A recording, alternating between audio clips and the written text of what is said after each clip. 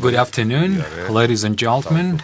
Again, welcome to Studio Ray and our discussion subject we have prepared together with International Transparency Georgia. This is a non-governmental organization which, together with many other important things, for example, last October prepared, to be exact, assessed Georgia's international corruption system, and practically in this assessment they assessed 12 different organizations which to a different extent influences corruption level. And today, together with our guests, we will discuss the media issues, institutional development of media, edition independence, and all those components which should contribute to the media development process and contribute to information level of our citizens.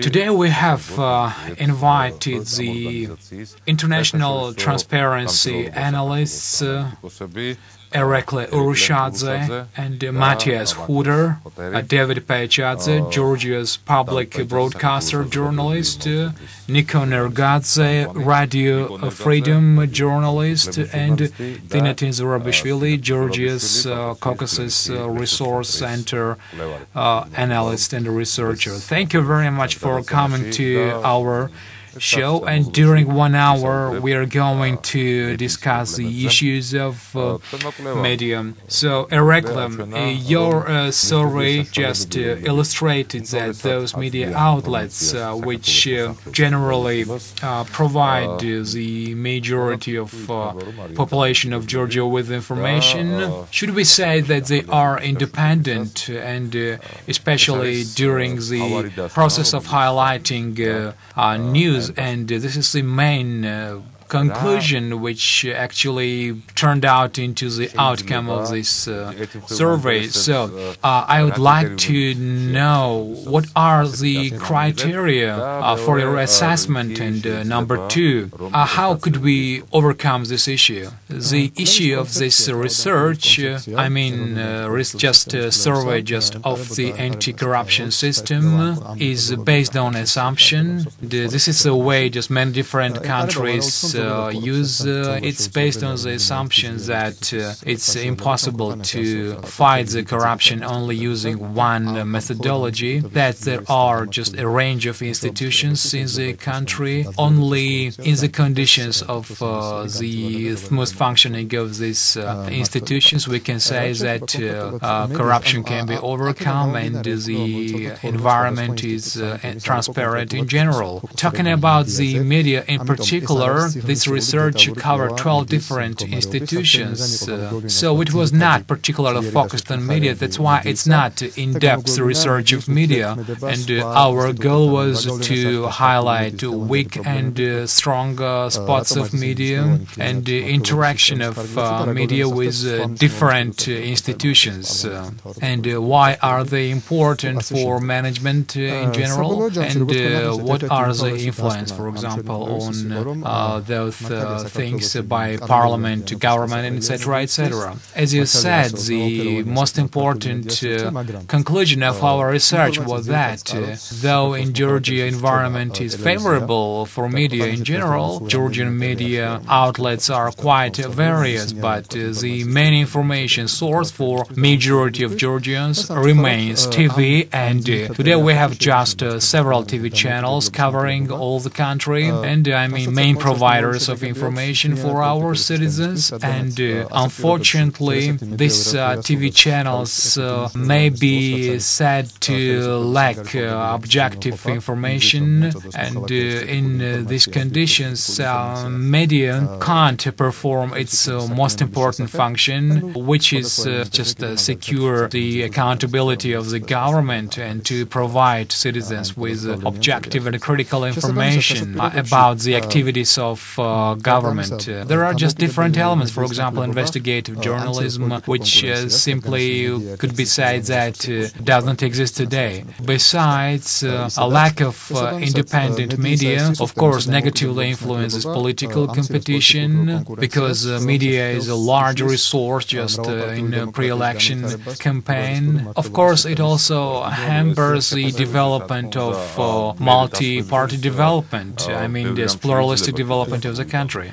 Thank you very much. I think we will get back to the issues which you raised, but I'd like to know the opinion of Matias. What hampers the just editorial independence in Georgia? This is one of the most important issues. So first, the media in Georgia is fairly pluralistic. So we have a lot of different media outlets in Georgia. We have many smaller TV stations, we have many websites that are free, and we have many newspapers and radio stations. But the problem is that there's very little advertising money available to finance all the media that we have in Georgia. Because most of the money that is available, the companies that advertise, this money goes to Imedi and Rustavi Ori, because they have so many people, they can be seen all across the country. And so for all the other media outlets that we have, there's very little money available, and it's very difficult for them to attract advertising. Some of this is because they don't reach many people. Some of it is because companies don't want to advertise with in an environment that is very political. They don't want to be associated with messages and contents that are very critical of the government. And so one key problem that I found is that the media does not work as a business. Many outlets, many media is subsidized by their owners. And often this leads to pressure on journalists. They cannot report freely, and there's an incentive for them or a pressure on them to report as they are told by their owners who pay their salaries. Then I would simply specify if financial currents are just directed that way, and if advertisement and commercials are concentrated on a couple of channels, and if it influences editorial independence, then what's the basis for the conclusion that the media environment is pluralistic? Well, I think one problem that we have, for example, in Georgia is that journalists do not, their rights are not very protected. You can fire a journalist from one day to the next. And in other countries, journalists, especially if they work on public television, for example, they enjoy more protection.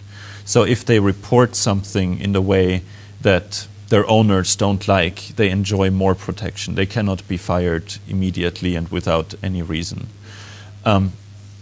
Another issue is that we just have still not enough competition in the media. There are some factors that distort free competition in Georgia in the media sector. And this is because some outlets are subsidized by influential, wealthy people, and other media outlets do not have these powerful sponsors in their back. So a media that has owners that give them a lot of money, they can invest, they can provide very attractive programs, and they can attract more people to watch or read or listen. And other outlets have a very difficult time to invest, to reach more people, to provide better program, better content. So for a small media outlet that provides maybe independent analysis and valuable information, it is often very difficult to try to reach more people.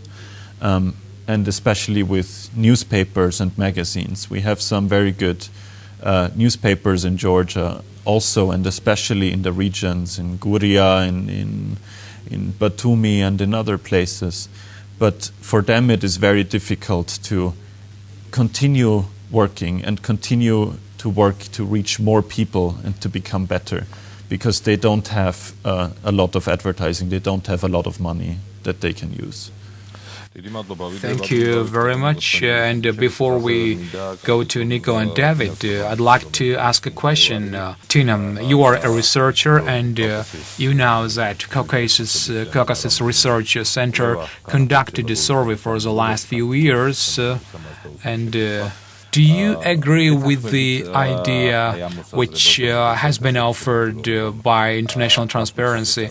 I mean, are your surveys and the outcomes are complied with their conclusions? You see, the population sees it quite differently. And as for editorial independence, the people who just work for editions, they are the ones who talk about that. But people simply watch the information and see it on TV screen, and they have just a general idea about whether a journalist says truthful things or not. But it's part of the editorial policy, isn't it? Well, it's now slightly different terms. Based on our survey, people don't feel that journalists work based on the interest of the population. And to a higher extent, they think that journalists work either for government or for their owners. I mean, I think it's more business interest or political interest. Well, I assume to a higher extent it's political interest. Dvid, I know many journalists saying that asking for public information is rather hard, and others say that local governmental bodies simply hamper them. Well, it's a different thing. Limitation of independence can be only inside, but what you're talking about is completely different. It can be some pushing from government, and I also can complain about that, sometimes they simply don't get in touch, they don't answer phone calls, so it can be the issue with any journalist, I don't argue. But when Matias says that media, the way it is, and decreases the political competition. Now the political competition can be decreased because of due to just low qualification of politicians, and it's not completely the guilt of media that some politicians are strong ones but others are simply weak ones. So it's not just due to media only. And as for the lack of investigative journalism, well, truly we can't say just good examples of investigative journalism in Georgia, but it can be not just due to some journalist or channel who refuse to do that, but simply there are few journalists to do that. It's, I think, lack of resources, not just lack of will. I could name just a couple of groups in terms of investigative journalism, and even they are not up to the mark. And as for the others, they simply don't work. You know that investigative journalism is just a top level of journalism, and not everybody is able to do that, and not everybody is eager to do that.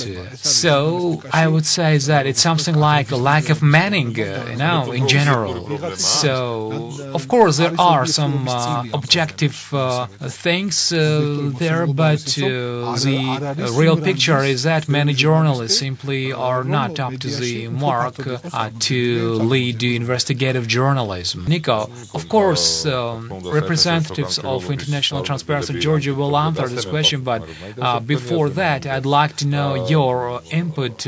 So, is it possible that the conclusion of International Transparency counted as quite fair and impartial, or you also have some doubts that editorial independence is not the most important issue? Well, talking about the term, of course, I have no problem about the outcomes, and no doubts about the outcome at all. And for a viewer, it's quite obvious. But what can be the criteria to assess the picture? Of course, we can talk about the lack of impartiality, and etc., etc. This is true, but when we talk about the investigative journalism, well, I'm just simply talking about just general journalism, saying nothing about the investigative journalism. So when I turn on, for instance, 9 o'clock or 10 o'clock news, well, just to find out what's going on around, except that some governmental official or president talked for a long time. So it happens hardly ever that any journalist conducts some investigation. I mean, something like that which has not been said in conferences or in an open air. Well, it's not just criticizing the government, but what happens that? What's the issue here? Well, in the first place, I agree that we have, of course, lack of manning, and of course, investigative journalism takes just a little bit more than just holding a microphone. Besides the culture which has been formed during many years on our TV channels. Initially, I mean, a TV journalist was aware that he or she was working in some competitive area and some, I don't know, some professionalism just simply pushed them to do something a little bit better than others. But now, due to the fact that media outlets belong to almost one and the same entity, well, competition is hardly can be seen. And one thing is that they are not motivated to do a better job than others. And second is due to culture. It's simply not encouraged. I mean, there are several examples. I mean, if you are a journalist, well, you're not encouraged to discover some urgent information and to offer something different than others. So, but it should be encouraged by editors. But suppose a journalist brought some good stuff. Can it be used? Well, I'm not sure, but there were cases that journalists did declare that they had been fired because the editor simply did not like their stuff. I wouldn't exclude that journalists are rather independent, but they are selected the way that they should not ask additional questions. Matias, during the survey you conducted, I think you communicated with journalists. Even if you hadn't, how clear was the issue of low qualification of journalists? So, could it be just guilt of low editorial policy or something else? I think we have a lot of very educated young people in Georgia, and we also have now a number of universities that do a good job in training young people in how to become a good reporter that asks questions and that knows about questions of independence and ethics and all these things. But often we see that when these smart people leave the university and they start to work in the media, they enter a completely different world. In the university, they learn how they have to behave correctly, how to be strong and self-confident as a reporter. And then they start working, and on the first day, they are told by their editor how to write about something, what not to report. And so it is really a question of the environment in the media outlets, that there's just so much influence from the owners and the managers and the editors in what has to be reported and how it should be reported. So that on TV, in many channels, the people there are actually not real journalists. They are people who hold microphones. And then somebody edits it. Not in all cases, of course, but in many cases they don't ask questions. They don't they don't do any research. And a problem of the problem behind this is that the salaries are just very low in many media outlets, and the working conditions are very bad. So what we often see is that the smartest people leave journalism, they leave the media, they work for companies, they work for NGOs, they leave the country, but they don't work as reporters. And so that is, I think, one of the big problems that we see.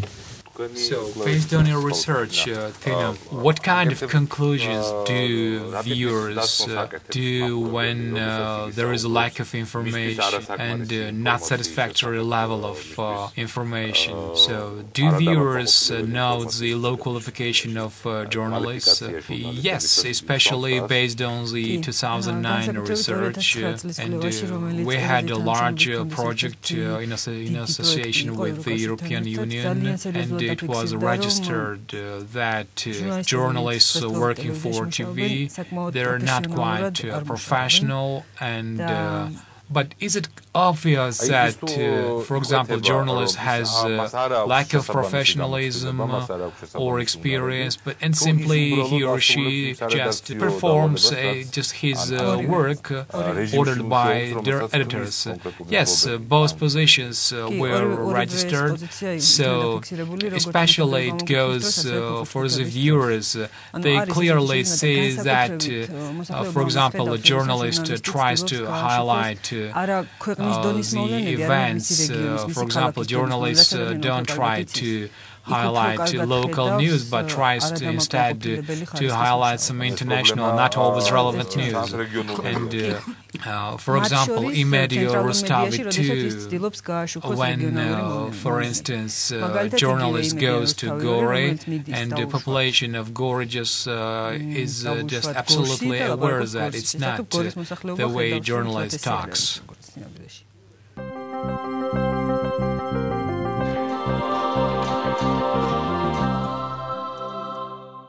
International Transparency Georgia conducted research to assess anti-corruption system 2011, and one of the chapters dedicated to the media. And according to the assessment, there is a lack of partiality, and due to the lack of journalism, investigative journalism.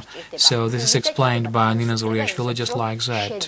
Now, broadcaster needs money and freedom to be able to conduct investigative journalism. National broadcasters have no freedom, and they will never be able to conduct investigative journalism until they are free, and in this case, free from the government. As Nina ZurabiSvili says, together with control, government simply takes responsibility for existence of the channel.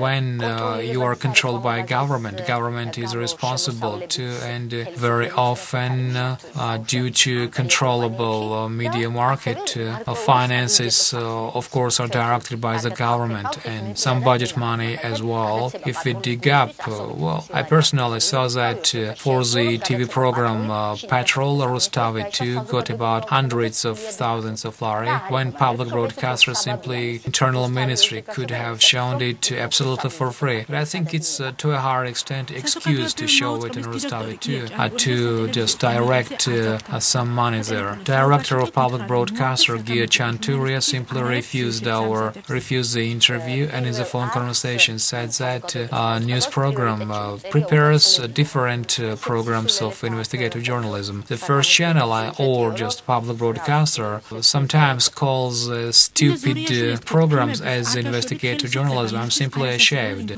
Nina said that blocking the films, government simply blocks not very desirable information for itself. Chanturia said that no, he is not responsible for the material prepared by others. No, government absolutely purposefully blocked the highlighting which would be conducted by public broadcaster. And the government was correct that it simply did not need investigative journalism, that if you had not been there, we wouldn't be just able to reach the audience. So Monitor just prepares about 20 movies during 1 year, and films are financed by just international organizations, and as NIko says, getting drugs are just easier than after 2004, after the Rose Revolution. Then it was considered that democratic power just was established, and many organizations simply closed the serious media projects, and all finances they direct to strengthen the government, both private donors and the CID and the European Union and others. And we simply tried to prove that independent media needs your support, and we were correct.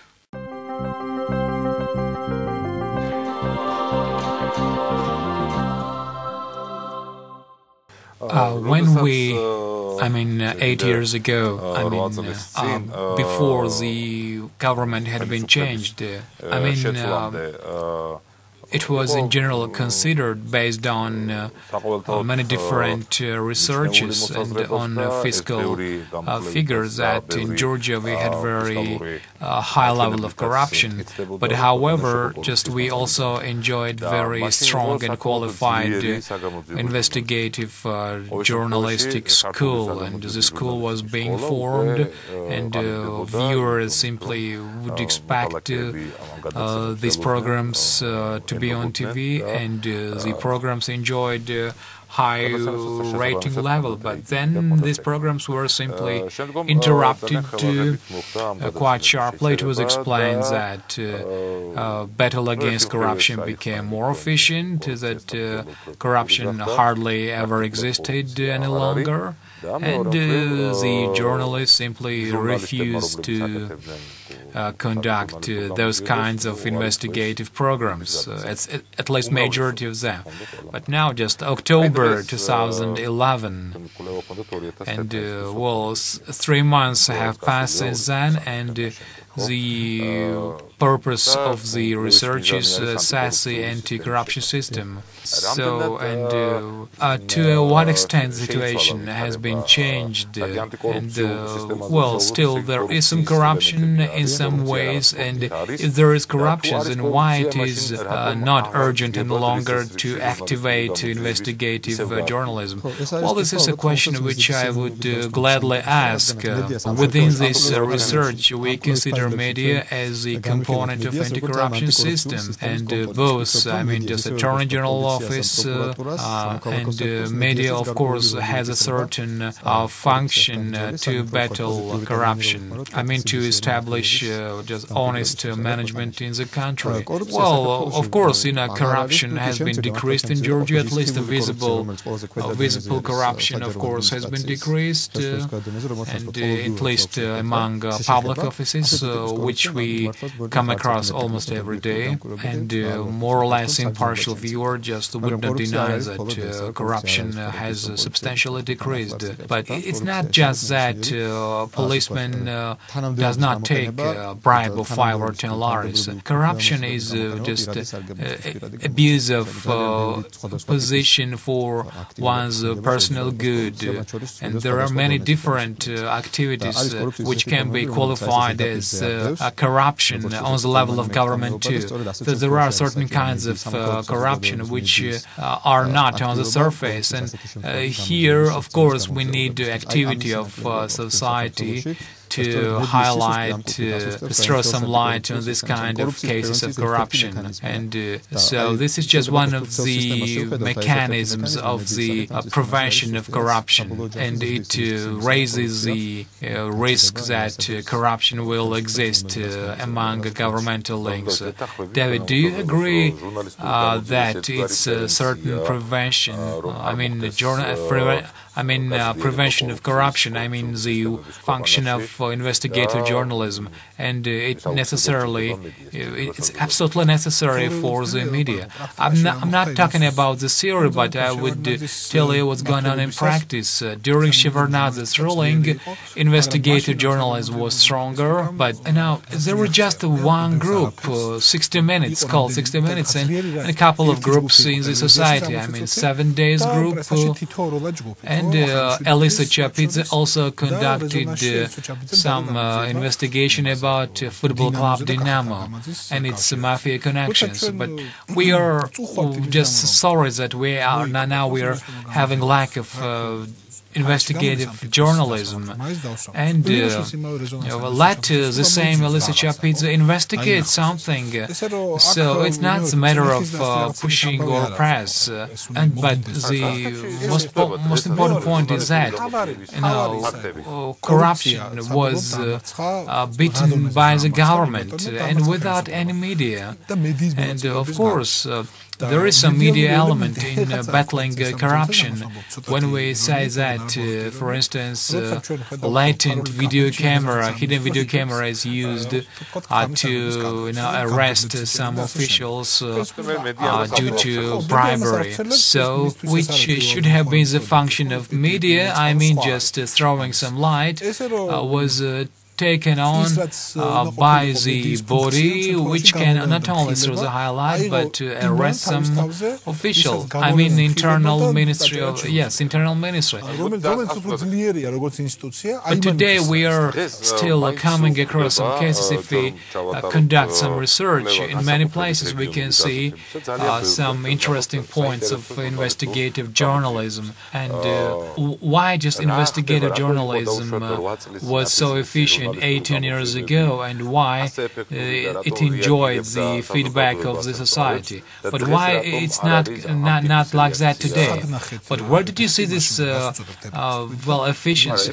Well, I mean, our society watched, and of course we could see the feedback, and the government also responded, and there were higher expectations, and the rating was higher. Yes, for example, some governor was simply removed, and Mr. Kachatargamadze, interior minister, simply was so excited that he responded not quite inadequately. But there was of course some response, but today it's not like that, because there is just no investigation. I think you know better the media. I'm not well aware with this kind of media, and if we not consider Geladze group, we can't see any investigative journalism. But before the new year, I just watched one of the last movies made by Studio Monitor.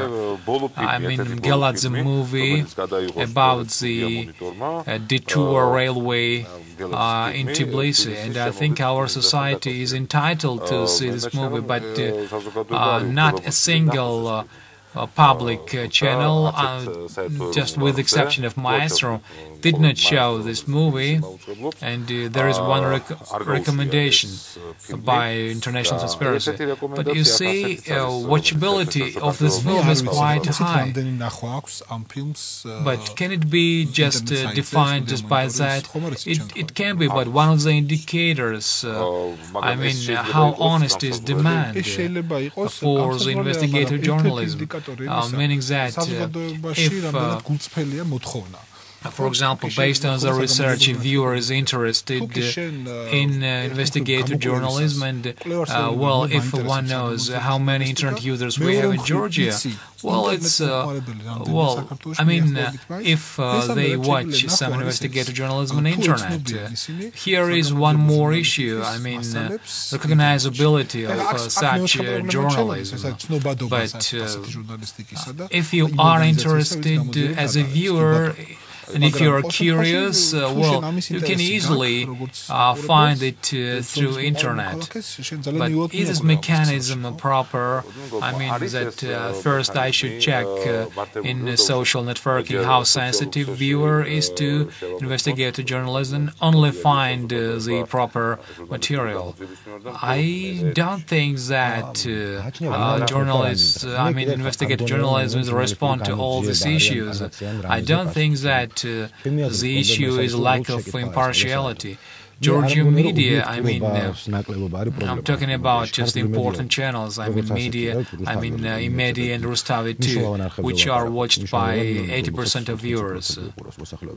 However, we didn't have just objectivity during Shevardnadze's ruling, but, well, the same can be said about Media under Paichadze's ruling, but these channels actually just claim to be watchdogs, and they just had a position. They would watch, and everybody, just government or some influential companies, and this channel simply would watch and carefully control these things. But today, I simply can't hear any tough question. For example, if somebody says that he will finance it with 100,000 or 1 million lars, nobody asks a question. Journalists, where does this money come from? But nobody asks that kind of tough question. So, well, it just doesn't take any digging up, but at least a question should be asked. I'm not talking about Dvid and many others, but, for example, when just news is prepared and only after comes discussion, of course, here it's a different issue, but people should simply understand what's going on, what is just on day schedule. Well, important issue which the population talks about, that those sources which are available to majority of population are absolutely the same. That there is no pluralistic environment in the media, and it's a very serious issue which the population painfully takes. They simply can't make any difference between old media or new media. And they're talking about one and the same thing. So, for example, one thing happened, and Rustavi too says it's very good, but somebody on channel Caucasia says it's very bad. For example, if we're talking about the reform of healthcare system, some people say that it's very bad that hospitals are open and Chinese should be just Chinese will be cured there, but others say that it's very nice that hospitals are open. But talking about other problems in the healthcare system, whether they are good or bad, well, nobody says anything about that. Well, I can't speak for everyone, but based on what I read, nobody speaks about the issues just like that. I remember when I and NIko would work together, there was one newspaper, a 64-page newspaper, it's just Georgian newspaper, just a weekly newspaper, and somebody said that there is no a single news inside the newspaper. So if we lack journalism, you see, journalism is now absent in many other places where it should be. For example, well, talking about 64-page newspaper, there was no news, there was no journalism in this newspaper, and the research also shows that, and that's why I want to ask Matias, so why journalists don't ask questions based on your observation? Why do media owners and journalists simply just refuse and don't recognize the investigative journalism, very important thing for development of media? I think the reason why many young journalists especially do not ask questions is because they're not taught or encouraged to ask questions.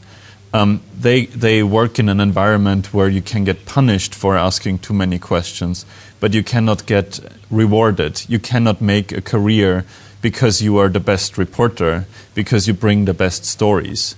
They don't have the feeling that it helps their career if they do a really good journalistic work. That's my observation. And I also disagree with I think there's a lot of issues that would deserve more attention from journalists. Corruption doesn't always have to be in the government. companies in Georgia have become much more powerful because there are less rules, there's less regulation. And sometimes companies misuse their power. And you can look at who owns most of the big companies in Georgia. And with a lot of companies, you will find out that you cannot find out who owns them, because they are owned by some company in Switzerland, in Panama, in the British Virgin Islands, in places where there is a law that allows companies to hide their owners. And so, for example, it starts with, with some energy companies in Georgia. It starts with private water companies, many companies that are very well known, that provide very important services. You cannot find out who owns them. And I think that is an issue that should encourage journalists to ask questions. Why don't we know? What do these owners have to hide? Why can't they be open and say, I'm the owner. These are the people who own these companies. So I think when we talk about corruption, we should not always focus on somebody in the government getting a box of money from somebody else. It's not always bribery.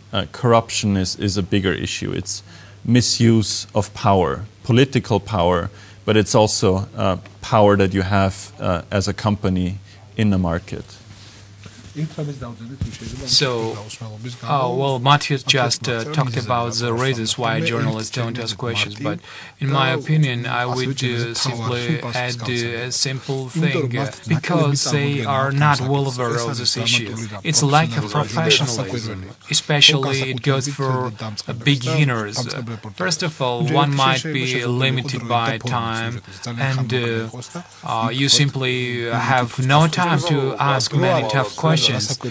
Besides, we all have experience in media, and we all worked with beginners. And the issue which we are just trying to overcome when we teach is just make them to be curious, just to learn to ask questions, see through some points which generate questions. And it seems that majority of them simply are not able to ask that kind of questions. It's just an issue of knowledge, I would say lack of knowledge.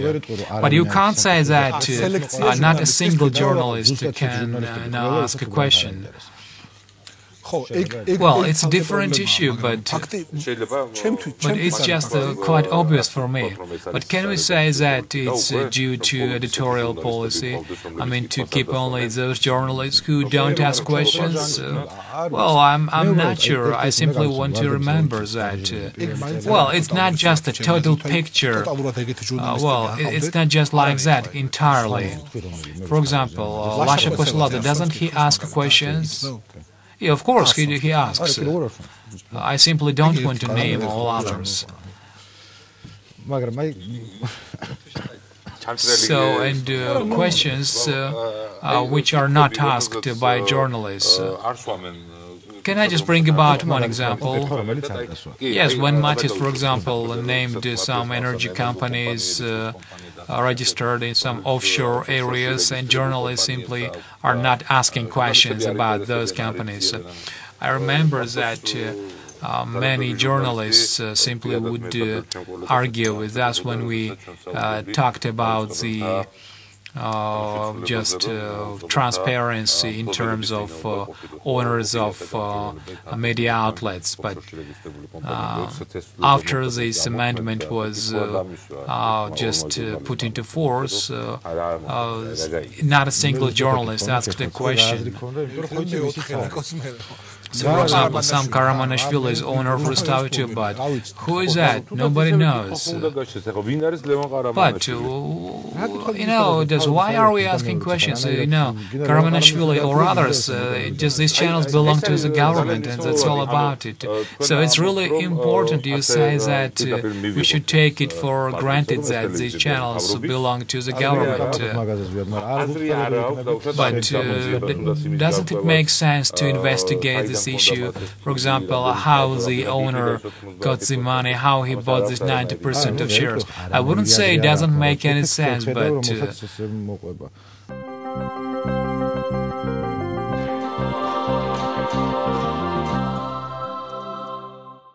Non-governmental organization International Transparency Georgia conducted media market research, and based on the research, TV remains the main source of information in the largest sector of media. Georgia's commercial sector is characterized by a lack of competition, and the big part of the media market is associated with the ex-Minister of Defense, Dvid, and it's claimed that the media market is controlled by him and his relatives and personal connections. It turned out that in terms of public commercial, there's absolutely monopoly, which does not contribute to commercial market development. And recently, after war and financial crisis, Georgia improved its economic figures. GDP also increased, but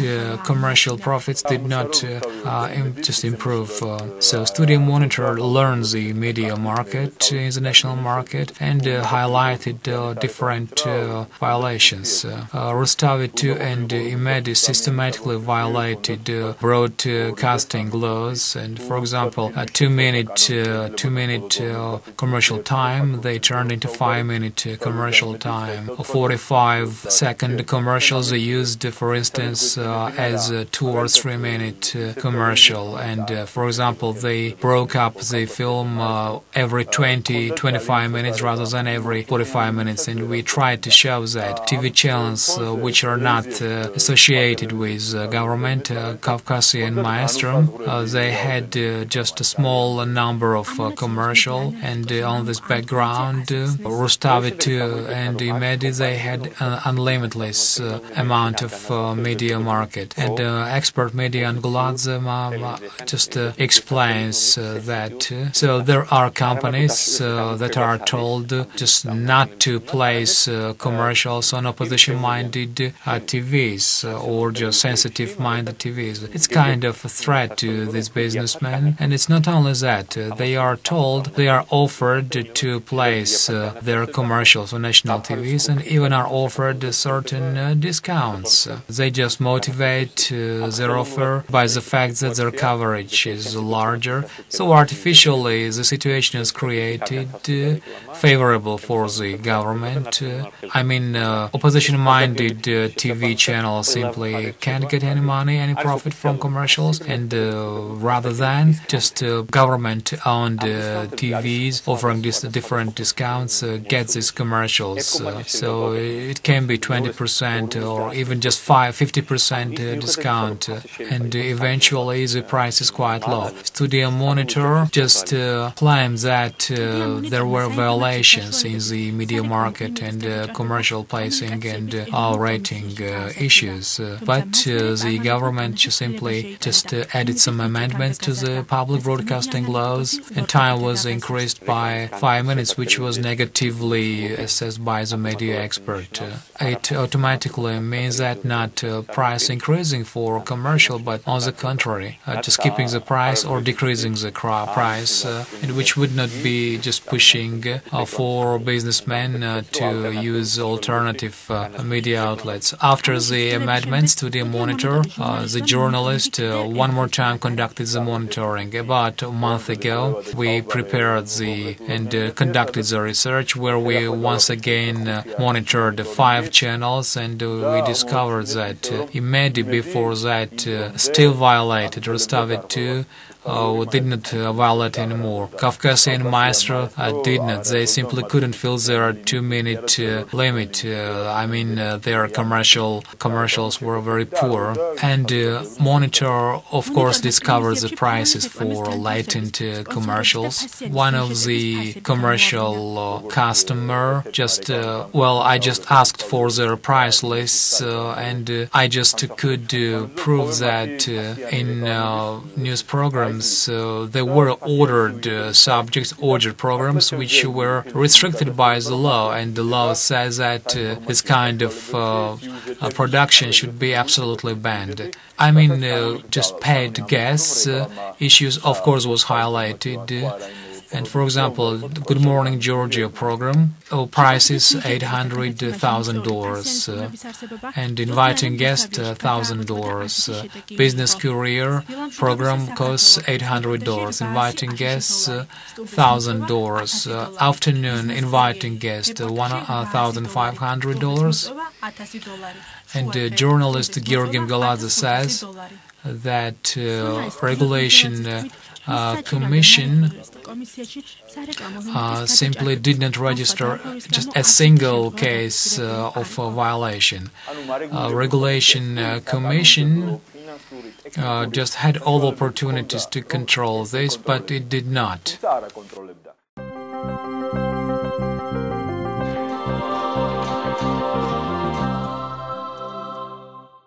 We have just touched upon this issue as well. I mean, just media market.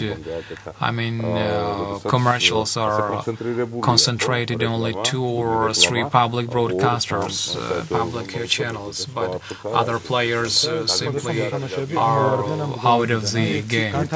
So why just commercials are concentrated just like that? Now, some things should be cleared up, which many people simply might not know. The problem is that commercial placing is monopolized by one entity, and of course it puts others into awkward position because even in fair competitions, they would be rather in a hard position to play their commercials, and of course public broadcasters have cheaper prices and they enjoy higher audience, and for example TV channels which cover only Tbilisi, of course, they are not financially strong, they can't attract much audience. I think that in the long run it was not quite efficient to discover the name of the person who represented the government. Do you also think so? I mean, you just who conducted the survey? Generally, we think that it's important to know if a viewer has some doubts about impartiality of this or that channel. Data just asked what basis we used for our conclusion. As this, research document covers 12 areas, we simply, got not only first-hand but second-hand information as well. We just interviewed several media entities, Dvid among them, too, of course. However, we just use the opinion of those organizations which specifically work with each of those 12 entities.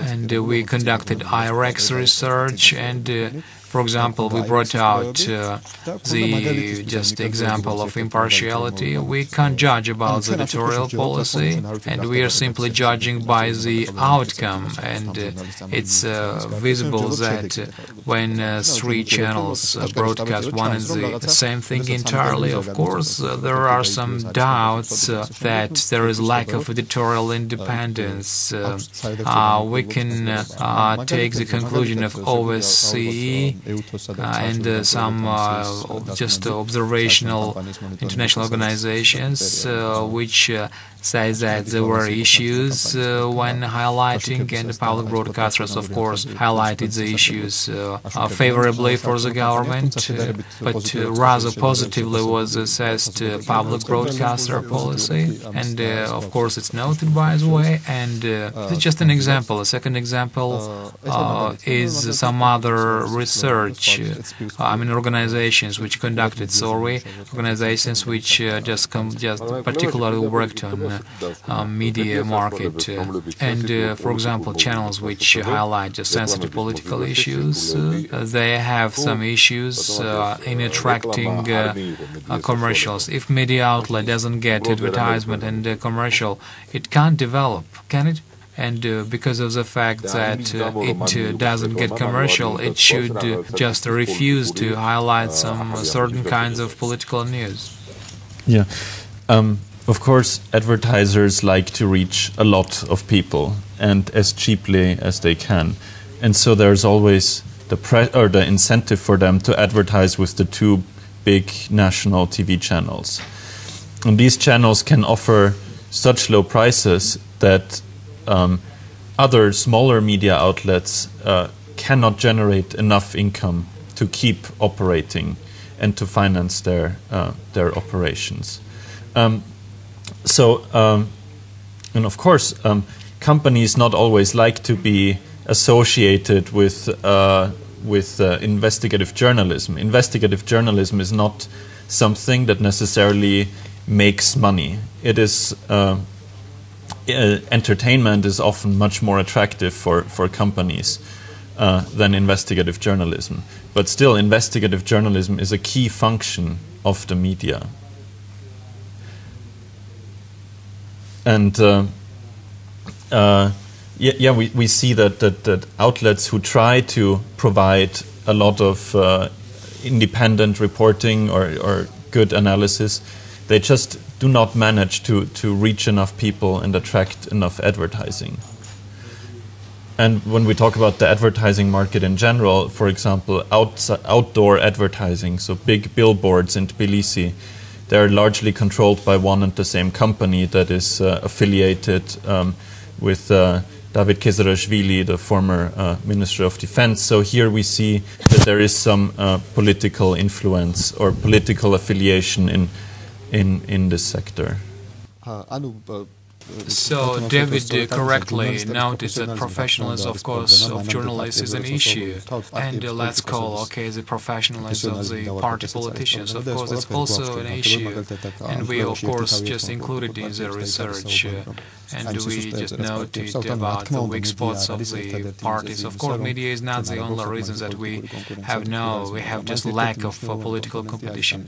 One of the most important components, as NIko said, situation has got sharply worse after the government just completely got its power concentrated on its couple of channels. Of course, before that we had some issues of professionalism, but news programs became sharply worse, and it's not only just lack of professionalism of journalists. What do you mean worse? Well, you mean just lack of information? Yes, they simply don't provide information. For me, for example, it's very hard, for example, for career news program to get the idea what happened about this or that issues. But I do remember before the way Rustavi 2 and Imedi worked. But since 2004 to 2008, of course, we knew that career can be some partly partial, but I could still understand what was going on around. So I think it's associated with some political control. So we're not directly talking about the pushing or press. One of my friends, who was one of the members of the government, he simply was removed into different field. I mean, from some election campaign, he was removed somewhere else. And I remember, and the journalist simply just asked him a question after he was assigned in a new position, and he answers the questions which actually had never been asked. It's natural that if somebody has no connection with journalists, for example, if I am assigned Prime Minister, why should I be here? So the question was answered, but now there is a very simple way to control. You simply don't hit journalists over the head. You simply say that, well, good for you, did a good job, it was a good report. So we can show some examples. So there is one interesting point. It's just what Zviad said, just Caucasus research, and now we are talking and criticizing Rustavi 2 and Imedi, which now have the largest coverage. I'm talking about the viewers now, it's not about commercials. Of course, editorial independence would be higher if you are self-confident and if you have more money. So now, I think that it's not worth attaching much large function to media as a very important leverage. And why? Of course, media is watched but is not trusted. It's a dramatic situation for the media and for the society. And why? If you watch media outlets, don't trust but still watch, then I think a journalist is not motivated to change himself or herself. If they watch me, he would say, and well, it means some money comes, and why should I change if money still comes? So it's kind of a dramatic question. But society should decide itself. Yes, but it's impossible. So far, just in a mass order, people don't go to internet to find some alternative information sources. So this process is just starting. We can see only first steps. But we can't say that it's competitive compared to public broadcasters. And they have different experience and opportunities. And journalists, simply for the reason that, well, they're not quite trusted, but their production is used. And journalists simply are not motivated to get better if they get what they give them and if I take money. However, just whatever is the quality, I can't think about that. Not everybody just is thinking about self-improvement and self-perfection. So this shows that if commercials are guaranteed and if political management thinks about what they should do, then of course we can't talk about editorial independence. I think more important is just function of a watchdog to control others. For example, Rustavi 2 under Erekle. For instance, so it enjoyed just editorial independence and did not depend on where Erekle should look. I can't guarantee that, but I know just a lot of oral examples. For example, 1 week they were just opposition-minded, but next week quite the opposite. They had 2 hours on the air. Well, as for Zviad, I think, however, he was liberal, everybody knew whom Imedi belonged. So it just depends on self-perception. So you just perceive your function, not just a part of government, but just more or less a guy who's got to dig up something. So there is one more point. I mean, where I see the improvement, but I don't know how I see it. So it's just opening a vicious circle of journalists so that to let a new generation enter the market. So a new journalist very slowly enters the journalism because of lack of some selection criteria. Well, it's not quite a constantly changing system. If there's lack of competition, it's among journalists in terms of telejournalists. It's not because he may belong to Badri and doesn't belong it anymore. And it's not due differences among platforms. No. The position of roles is clear, and journalists simply have nothing to compete about. So they may not have professional ambitions. Well, I know some good journalists, but they are working in different places. Some of them for newspapers, others for radio, for magazines, and etc., etc. So, but maybe they simply have just no way to enter TV, or maybe simply they have not any wish to go back to journalism. So, but I think if we have inflow of the fresh journalists, I think it will simply improve the general situation.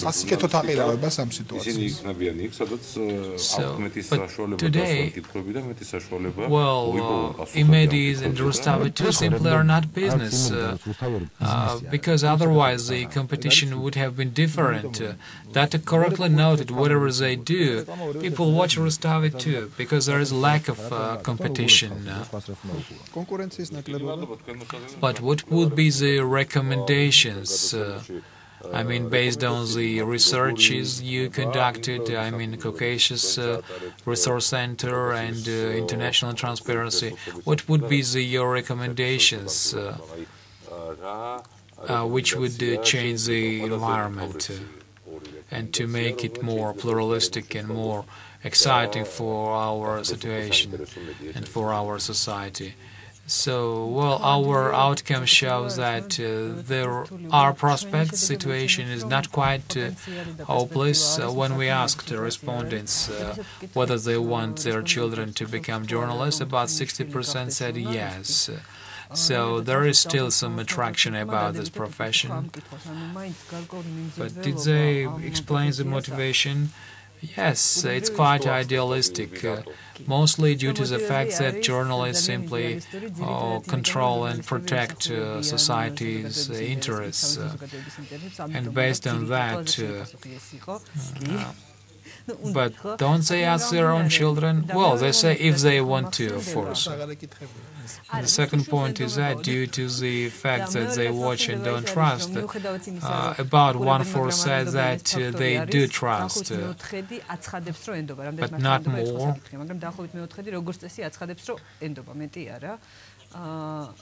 But despite that, journalists are still more trusted than other structures. For example, well, they have less trust to court. And it's a result of the monitoring during the election. So such prospects exist, and if journalists themselves and media outlets show some trends of improvement, we should assume that society would support that. Thank you. And Matias, what would you say? It is a very difficult situation and not easy to solve, but I think one important step would be a stronger, better funded, more self-confident public broadcaster that really serves the interests of the people. Another improvement that we could hope for is that just a lot of young, well-educated, smart and passionate people decide that they want to become journalists, that they want to ask tough questions, or that they want to run their own blogs and just share their observations and create an environment where it becomes important to listen to critical voices, and where people have the feeling that if you raise important issues, that somebody will hear you and that it can make a difference. I think that is the most important thing, that Georgia again needs an environment where people are self-confident that if they criticize something, it will be heard and that it can make a difference. Thank you very much. Today we just offered the first program out of the cycle prepared by Studio Re and International Transparency, Georgia, and we will be offering our programs during several months. Today we just offered our first show. We talked about the media, about the roles and functions possible rules of journalism, just in battle against corruption. And of course we will touch upon many different issues which would be used by International Transparency Georgia to assess anti-corruption battle. Thank you very much for our guests, and goodbye until next time. You can watch our discussion on the website of Studio, www.studiored.org, and you can leave your ideas, ask questions, and offer your suggestions. Thank you very much. Bye-bye.